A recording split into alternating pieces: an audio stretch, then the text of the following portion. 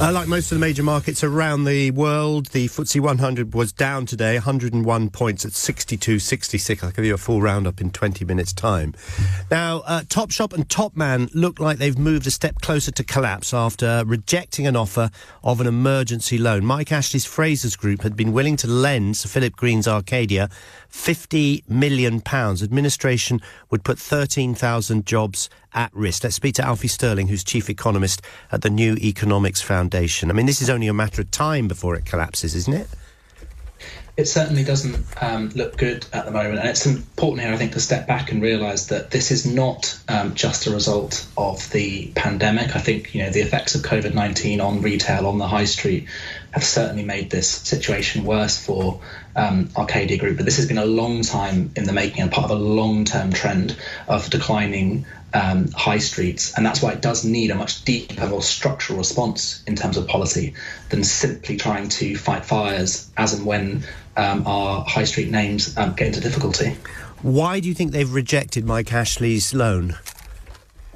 I think it's about the structure of the business and the long-term viability. I think in the end, you're only ever deferring a long-term problem if you just push it into the future with more finance to resolve the problem in the short term. So fundamentally, it was I think a view of the viability of the business. Now, I don't think it's all concluded yet. We will of course see if there is a way out for either Arcadia Group or parts of the portfolio. But in the end, it is these structural challenges that are creating the problem. Retail's administration and the retail sector is struggling right across the board. Do you think that shops being allowed to open for 24 hours a day in England in the run-up to Christmas and January, will that help? Will it be enough? I suspect that it will take more than that, actually. I think that we've got, the short-term pinch, obviously, of pandemic, and people, even if you're not in lockdown, we've seen much reduced physical consumption on the high street as people have been afraid of physical contact.